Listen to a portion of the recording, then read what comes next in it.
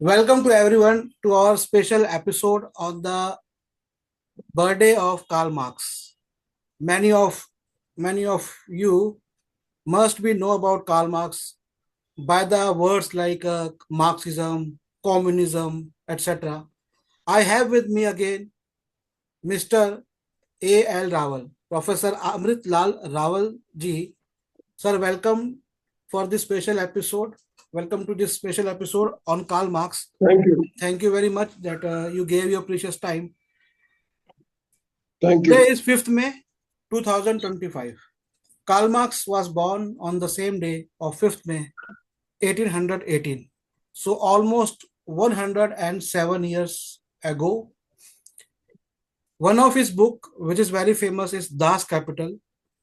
Along with that, he wrote the Communist Manifesto, but he didn't wrote that alone. Uh, but his book Das Kapital is read, and it is a kind of I would say that best one of the best work on economics. Before I get before I tell about my own experience, sir, I would like to know about your experience of Karl Marx or his thinking. How did you or when did you come to know about him first time in the life? Actually, I came to know about Karl Marx when I was a student when I was doing graduation in Delhi University, in a college of Delhi University. So it was a fashion during those days to be called a Marxist. So I tried to read some books on Marxism, on Stalin, Which year was that? and all. It was in 1965. Okay. I joined B Honors English in 1965. So after that, I took some intellectual interest in this movement, but I did not join any political or Marxist organization. Although I read about it. So when I passed out, MA and became a lecturer, then there was a colleague of mine who was a lecturer in Delhi College, which is now Zakir Hussain College, Ajmeri Gate, opposite Ramlila ground. So he became a associate professor in JNU. So I went to him along with another friend of mine, and he talked of Marxism and things like that. He also attended a media cell, a meeting of the media cell on Kasturba Gandhi Marg, and there he said that women have a democratic right to have free sex. Now, I mean, why should they say it? I don't know. It was a media meeting, and people from Doordarshan, All India Radio were also there. They were attending. So, I mean, I believe that they enslave their workers first, especially women, by indulging in all kinds of sex and all things. In JNU, if you remember, every day in the morning, thousands of used condoms were found. So the reason is that they believe that sex, it sharpens the brain. And many people, many Marxist leaders and others, they used to go there to sharpen their brains, perhaps. I mean, this is the worst kind of philosophy which can be propagated. Moreover, Marx never came to India, and whatever he said about India was just bookish knowledge. He had no first-hand information of India, and in fact, it is Dr. Ambedkar who is the messiah of the downtrodden of this country, because Marx did not have any first-hand knowledge, hard knowledge of India. He simply talked in the air, and I don't recommend. I don't. I have no. I have nothing to say in favor of Marxism. Have you read his book Das Capital? No, I have not read it. Maybe I have read some portions of it. But but but Uh, but don't you think that people who calls themselves Marxist, or who says that we believe in Marxism, do you think those people really have ever read Das Capital? I don't know. Actually, I was Because Das never Capital, interested in. I have read Das Capital. I have translated some of its chapters. It's a Okay. book. It's a book on one of the chapter of Das Capital. It's on division of labor and manufacturing. Manufacturing Okay. means the manufacturing with automated mechanical system. Okay. Anyway, I get to know about Karl Marx through Dr. Ambedkar. He has written an essay on requires. I'm not getting. Uh, he has Hmm. written on essay that prerequisite of communism. Hmm. That what are the conditions which are required for a communist revolution to take place in Yes. India? Yes. And then I get to know about more about Karl Marx, because Karl Marx was a critic of political economy, and Dr. Ambedkar was a political economist, and he used a lot of references from Adam Smith, and Karl Marx wrote Das Kapital as a critic of Adam Smith. When we talked about JNU, I also had some strange uh, experiences at JNU in 2012. I had a friend from Italy who was doing PhD in anthropology with his subject as castes in India. And I was helping him in his thesis, and I knew some people in JNU. We went there, we talked about various things. These people were mostly Ambedkarites and OBC students, newly got admitted to JNU. But I found that their concepts were not clear. I was in the I think first or second year of law. I understood something which I am recently reading. There is a text called, you must be knowing, Philosophy of Hinduism by Dr. Ambedkar. In that he mentions that religion is also law, dharm, religion, dharm. Religion is also law. When I discussed this thing with JNU students, they immediately rejected it. And we also talked on many things. These people were also into the social fields.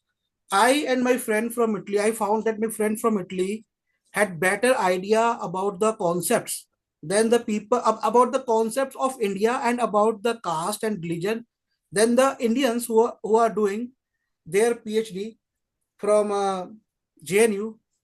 Then I attended a seminar where some people who came from the so-called communist lobby, and he was a professor. He delivered something which recently I read at that time by Dr. Ambedkar. He said something about Dr. Ambedkar. What he said that Dr. Ambedkar recommended collaborative land, that the lands, small lands, should be taken away and cultivated by the government. However, I read that Dr. Ambedkar said that what the Indians have is a small piece of land. If you take away their property from them, they are left with no property. In that seminar, Yes. I stood and I said to him on his face, with their hostel, like it was a canteen or hostel, that see, what you are saying is totally opposite to what Dr. Ambedkar has written. He has written this, which I've just told you. So I also had this strange, but it's not about, I don't want to blame any particular institution or a particular class of students. I think this is the problem. A friend called me. He's my phone friend. He called me and we talked about Marxism. So when I told him, see, I am doing a translation of one of the chapters of Karl Marx, he said, "Oh, you are a Marxism." So I said, "See, any ideology is not a toffee to eat. It's not a chocolate to eat. You have to understand the person. You have to understand what he says. So when I read Das Kapital, I approached Karl Marx as a from the perspective of an economist only. I have 10 copies in Hindi of Communist Manifesto. I haven't read it. They are lying with me 10 copies for the last 2 years. I haven't touched that because I am right now I'm not interested into that politics because I think that it's the economics and understanding economics and environment and the problems of human labor, problems of humanity. However, in the two chapters which are based on the historical aspect of industrialization, one is this which I have already translated and published. There is another chapter after this. This is chapter number I think 13, and there is chapter 14. That chapter is on machinery and anyway, so in that chapter, the first line he writes, like the toil of the man hasn't been reduced even after the invention of machines. People also calls him that he was an atheist. But in the Das Kapital, I have found three references in the first book. There are three books. Part 1, Part 2, Part 3. Part 2 and 3 were published posthumously. Part 1 was published during his lifetime. In that book, there are three references.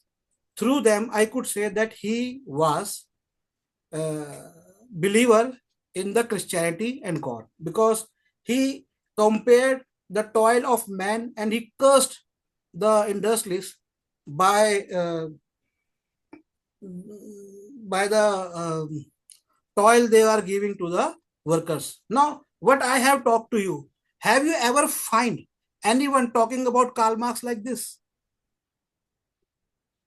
No, I have This is not found anyone this is what I am saying. talking about Karl Marx like this. Their knowledge of Karl Marx is quite shallow. They just want to be, fashionable. It is a fashion to be called a Marxist, wearing red clothes and all that.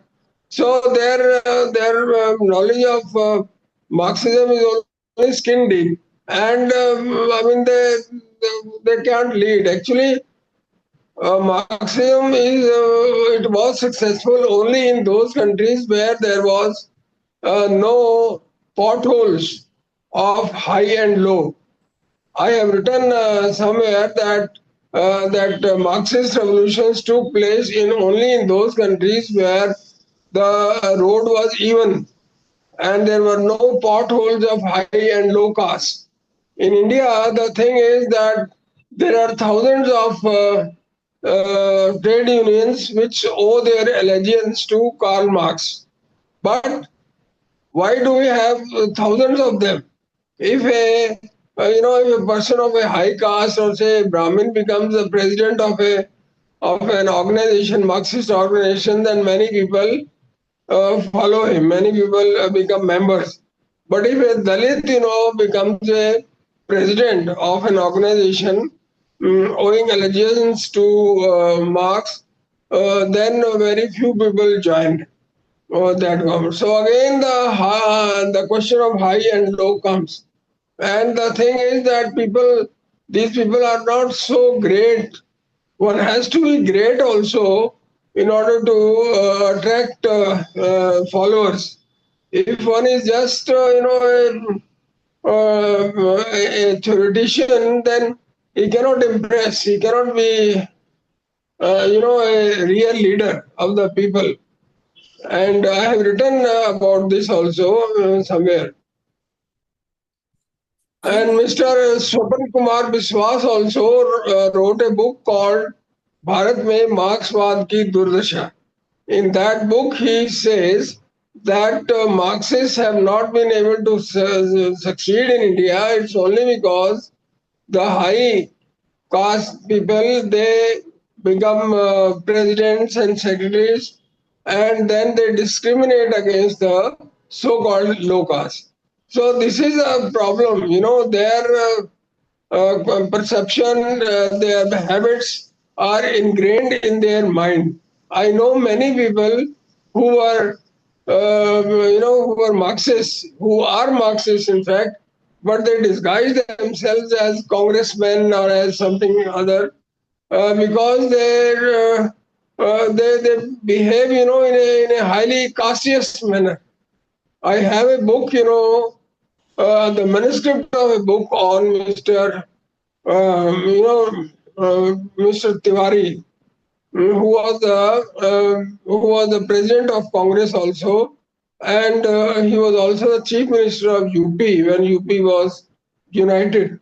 Andy Tiwari, So Mr. Andy Tiwari, Andy Narayan Tiwari, Dutt Tiwari. yes, Narendra Tiwari. So in that manuscript, it is written that the people, he used to go to the people who call themselves freedom fighters, but they refuse to associate with Congress during the freedom struggle. So, I mean, these people are Congress. In India, Marxism has failed only because of their bias against the downtrodden of this country, who are the real proletariat. And the real, messiah of the proletariat of this country is Dr. Ambedkar and no one else. At the time of a freedom struggle for India, there was Congress party which was struggling against British. Now, if that struggle was really a struggle of a lower class, why they opposed Dr. Ambedkar, who was actually representing the actual deprived section of Hindu society? The clash Hmm. took place at that time. One who were calling them as freedom struggle fighters like Mr. Nehru, Mr. Gandhi, and another was Dr. Ambedkar, who wanted more rights and better lives for the people who are untouchable, unseeable, and unhearable. Now, Unhearing, yes, under those circumstances, India was formed. After that, we could have proceeded towards at least better life for the people who are working. yes, And when that yes, happened, when so in two ways, one is like the government has produced, has expanded its functionaries. Another was a reservation. So same people who were struggling before independence, they since the time of the special reservation, or I call it actually compensation, because their industries were lost, they were kept out of the urbanization. So that compensation was given, and when that compensation also brought to other backward classes or OBCs, then also this class getting unified, they started fighting, and then we saw the neoliberalism or the so-called globalization coming to India and took away all those government functionaries, all those government departments, and now there are no government jobs. The size has increased. So this class struggle in India, which we can call it as a Marxist struggle, because Marx asked for the people to come, for the particularly the workers to come and fight for their rights. Why do you think that? And do you think that will that can ever happen in India? I mean, today they no, see today no, there is a huge unemployment, there is a huge privatization. The money is drained to the private sector. Still, when this issue of a caste-based census has come, again there are the frictions which have started right now. And when this caste-based census would be over, and when the policies for expansion for the inclusion of other backward classes would take place, the friction would reach its peak. So when this one, why in Indians and particularly Hindus are not getting into one class of people? no. The thing is that these that Marxists of India do not represent the country. During the freedom struggle, many poems were written criticizing the Marxists. They were known as communists, that is, people who destroy, who are destroying the country. There are so many poems, written during the freedom struggle because it was about 100 years ago, and many people attended the first commenter, the third commenter, and they said that we shall frame such rules and laws when India becomes free, which these laws will help the Soviet Union in its global goals. So this was a clear case of a betrayal of a country which had been a slave for 1,000 years and more, but they were not committed to the people of this country. And in fact, Rabindranath Tagore also said that nationalism is a virus. So if he believed that nationalism is a virus, then how can these people be truly Marxist? Whether it is Russia or it is China or North Korea, everywhere these people came to power by the gun. By the gun, I mean, Mao said that power flows through the barrel of a gun. Now he did not know or he forgot that guns can be owned by others also who are their enemies or who are against them. So this is a forced revolution, a revolution which is forced upon the people. This is the reason that just after 70 years, the Soviet revolution, the Soviet Union fell apart on the day when the church united. All the denominations of the church united, and they fell apart.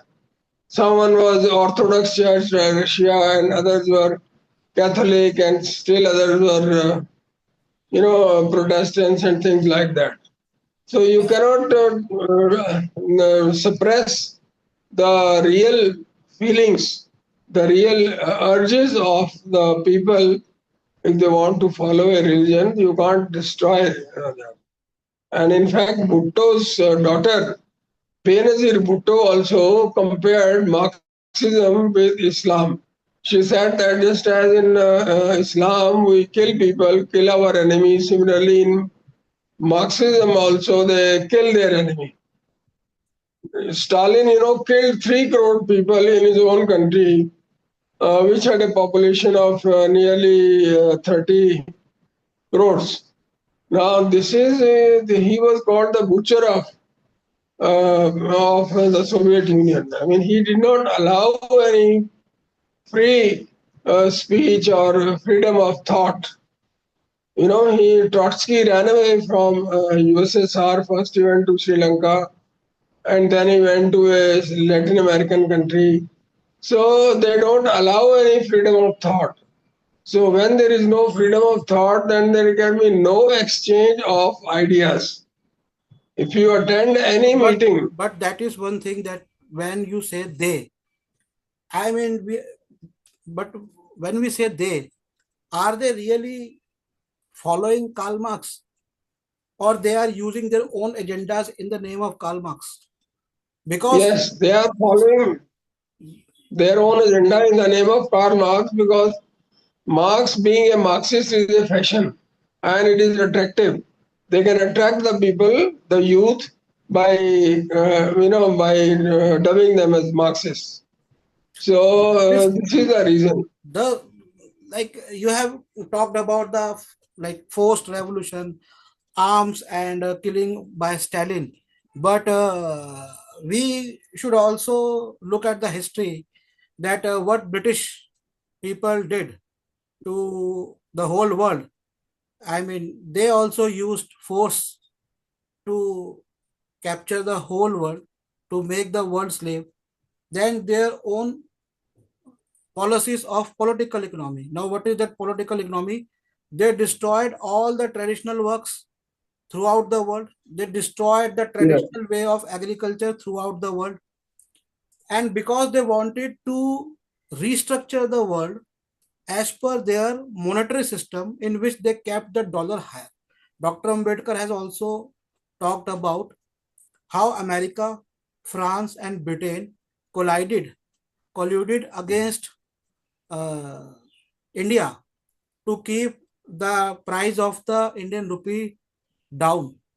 And when we talk about Stalin did kill people, but in a very long span of time. But if we compare the heinousness of the crime which he did as compared to the bombing of Hiroshima and Nagasaki, which killed lakhs of people, hundreds of thousands of people within few hours. And we never talked about, or we are never told about the Japanese during the Second World War, the American Japanese citizen put into jails and concentration camps. So this is also a, don't you think, like, even if you look at today, like what happened to Iraq, they blamed Iraq for having chemical weapons, and so they couldn't find anything. They came to this country also, like Afghanistan, but the actual country who was responsible for the 9/11 is Saudi Arabia, and Americans are having very good relationship with Saudi Arabia. They didn't bombard it, but poor country they picked, and then they went to Vietnam also.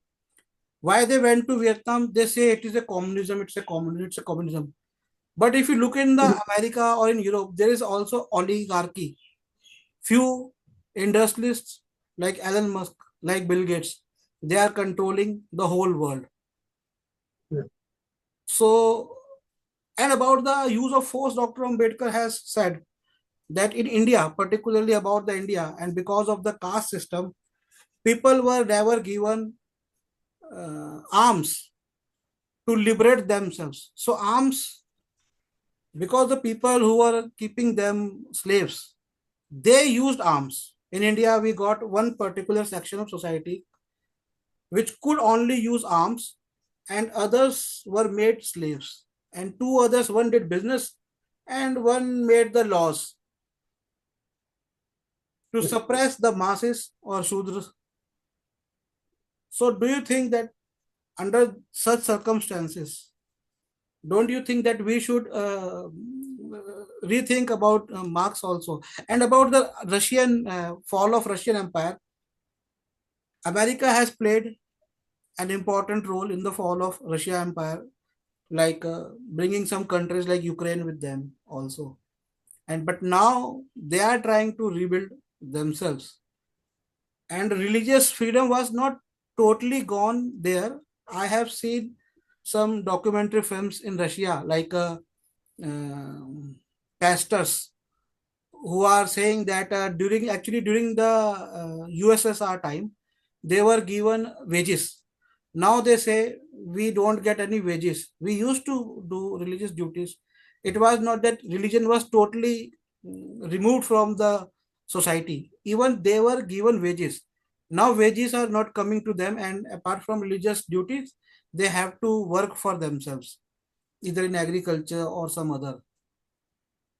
Russia, even we look at the Russia, this is the problem we don't understand Karl Marx.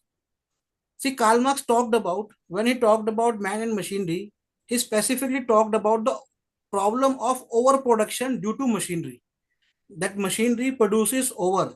And when you have overproduction, you don't get proper consumers. The society would become either idle, or you have to find other places.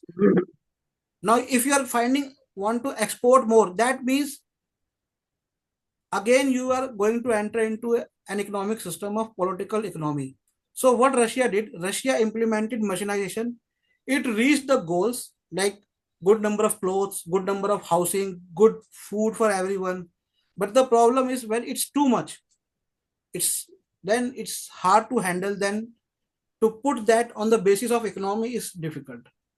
I think that's Yes. where it has gone wrong, but not that they have not reached a good amount of resources for their people. But in India, we are we haven't got even good food for our people. Our prime minister is giving 5 kg wheat to 80 crore people. That's, I think, 800 million people, if I'm not wrong. So 800 million people are given free wheat because they are unable to get even the basic food. What is their basic demand? Now the world is changing, and we know that automation is coming. We have talked about these things many times, and also the population is soon going to be, within maybe in 10 or 20 years, it's going to be 200 crore if we don't stop. It would pass 2 billion only in India. Where do you see anything? As I told you, that Karl Marx has said that overproduction is there, and we are not only overproducing the commodities also, but people also, cheap labor also. So where do you see what kind of classes would take place in India? Do you think under such circumstances there is a possibility of revolution in India by the masses? No, actually, there can be, first of all, there has to be a cultural revolution in India. Cultural revolution is, it shall liberate the masses, it shall liberate the people from their, from their, ordinary and the cobwebs which are there in their minds and all that. So there has to be a cultural revolution first. Only then we can have any other kind of revolution. For example, in West Bengal, the Marxists ruled for more than 30 years, but no Marxist philosophy was implemented there. You are right, absolutely right. I stayed there for 4 years. I did my one of my degree with some of my friends who are not from West Bengal. Very strange things we found, that it's a land of, they call themselves as Marxist, but when you give them money from the left hand, they don't take the money considering is an omen.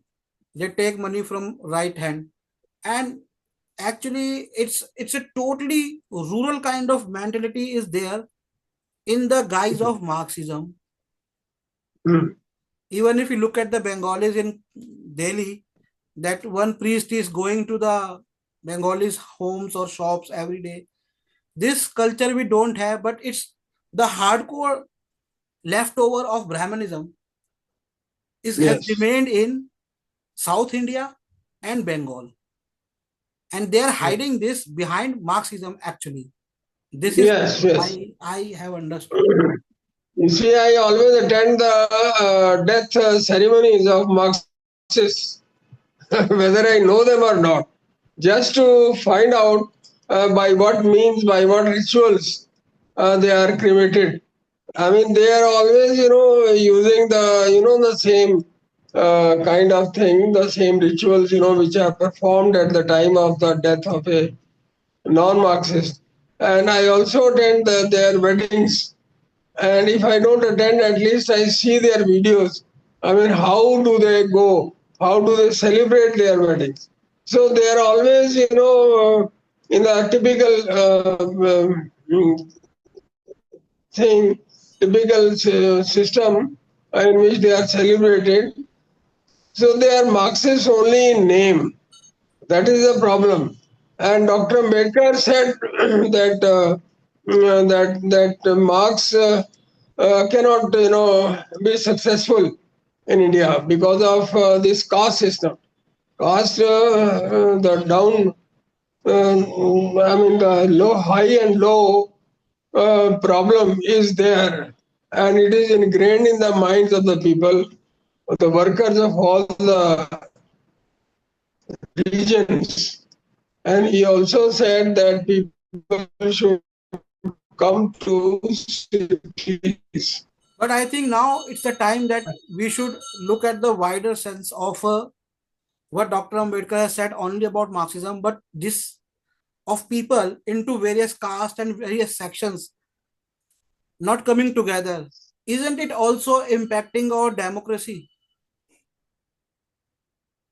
Yes, it is impacting, because they don't have any, love for the country. Marxists are, when a small line, small news item was published in Izvestia, then the people of this country, the Marxists of this country, used to shout, at the top of their voice against, against the Indian government.